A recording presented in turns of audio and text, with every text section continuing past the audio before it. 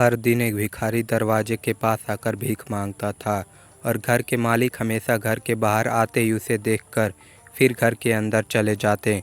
कई बार उसके लिए गालियाँ भी बकते। वह कहते, तू जिंदा ही क्यों है? पूरी जिंदगी ऐसे ही भीख मांगेगा क्या? धरती का बोझ क्यों बना बैठा है? और कभी कभी उस भिखारी को गुस्से में वह धक्का भी मार दिया करते। इतना कुछ हो जाने के बावजूद भिखारी के मुंह से सिर्फ यही निकलता कि भगवान तुम्हारे पापों को माफ़ करे। एक बार सेठ को धंधे में बड़ा नुकसान होने की खबर मिली। सेठ बहुत परेशान था कि तभी उसके दरवाजे पर वही भिखारी आया। गुस्से में अपना आपा खोते हुए सेठ ने उस भिखारी को पत्थर दे मारा। पत्थर लगने के कारण भिखारी का सर फूट गया और उसके सर से खून बहने लगा। फिर भी दर्द से कराहते हुए भिखारी ने इतना ही कहा, भगवान तुम्हारे पापों को माफ़ करे। भिखारी वहाँ से चला गया। सेठ सोच में पड़ गया। भिखारी को पत्थर मारा, फिर भी उसने सिर्फ प्रार्थना की। सेठ का गुस्सा शांत हुआ। सेठ का मन शांत होने पर भिखारी का रहस्य जानने के लिए सेठ ने भिखारी का पीछा करना शुरू कर दिया। भिखारी जहाँ जहाँ जाता सेठ उसके पीछे जाता।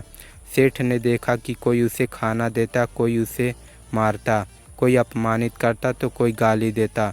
लोग भिखारी के साथ चाहे जैसा व्यवहार करते हैं, लेकिन भिखारी सबके लिए एक ही प्रार्थना करता, भगवान तुम्हारे पापों को माफ़ करे। अब रात होने को आई थी। भिखारी अपने घर जाने के लिए लौटा। वह अपने घर पहुंच गया, लेकिन सेठ अब भी उसका पीछा कर ही रहा था। एक पुरानी टूटी हुई खटिया पर एक बुढ़िया औरत लेटी हुई थी। काफ़ी कमज़ोर और बीमार लग रही थी। वह भिखारी की पत्नी थी। अपने पति को वापस आते देख वह खाट से उठ खड़ी हुई। पत्नी ने अपने पति के भीख वाले कटोरे में देखा, उसमें सिर्फ आधी बासी रोटी थी। उसे देखकर वह बोली, आज बस इतना ही मिला और आपके सिर से खून निकल रहा है, यह चोट कैसे लगी? बूढ़ा भिखारी बोला, आज बस इतना ही मिला, किसी ने कुछ दिया ही नहीं, सबने गालियाँ दी और एक ने पत्थर भी फेंका, इसलिए मेरा सर फट गया। एक गहरी ठंडी सांस लेकर बूढ़ा भिखारी फिर से बोला, यह मेरे ही पापों का फल है। तुम्हें याद है कुछ सालों पहले हम कितने अमीर थे? क्या कुछ नहीं था हमारे पास? हमारे पास हर चीज़ ज़रूरत से ज़्यादा थी, लेकिन हमने कभी दान नहीं किया। और उससे भी बुरा हमने उस अंधे भिखारी के साथ किया जो हमारे द्वार पर भीख मांगने आया करता था। बूढ़ी पत्नी की आंखों में आंसू आ गए। वह बोली, हाँ, हम उस बेचारे अंधे के साथ बहुत बुरा करते थे, उसका अपमान करते थे, उसे खाने के लिए रोटी की जगह कागज़ दिया करते, उसका मजाक उड़ाया करते और कभी कभी मारा भी करते। मैंने कभी उसको रास्ता नहीं दिखाया। एक बार मैंने उसके मुंह पर मिट्टी भी फेंकी थी और वह हमेशा दुखी होकर यही कहता कि भगवान तुम्हें तुम्हारे किए का सज़ा देगा, भगवान तुम्हारे पापों की सज़ा ज़रूर देगा। उसका श्राप सच हुआ और हम इस दुख भरी ज़िंदगी में आ गए। भिखारी बोला, हाँ, उसका श्राप सच हुआ, इसलिए मैं किसी को बद्दुआ नहीं देता, चाहे कोई मेरे साथ कैसा भी बर्ताव करे।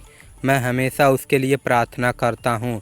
मैं नहीं चाहता कि कोई भी हमारे जैसे ज़िंदगी का अनुभव करे, किसी को भी हमारे जैसे दुखों का सामना करना पड़े।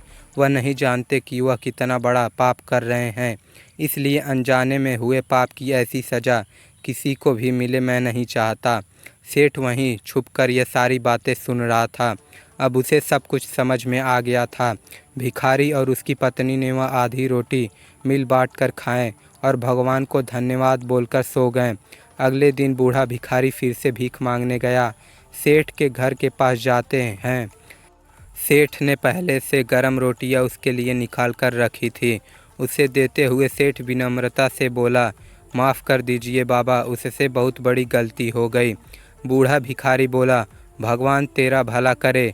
इतना कहकर वह आगे निकल गया। इस कहानी से जो सीख लेने लायक है वह बड़ी ही सिंपल है कि आदमी चाहे किसी के बारे में बुरा कहे या भला करे, लेकिन भगवान सिर्फ कर्म के हिसाब से उसको फल देता है। क्या हुआ अगर भगवान नहीं दिखता है, लेकिन यह बात बिल्कुल सच है, उसके खाते में सबका हिसाब बहुत बहुत पक्का होता है। इसलिए जब किसी के लिए कुछ भी करो तो अच्छा ही करो।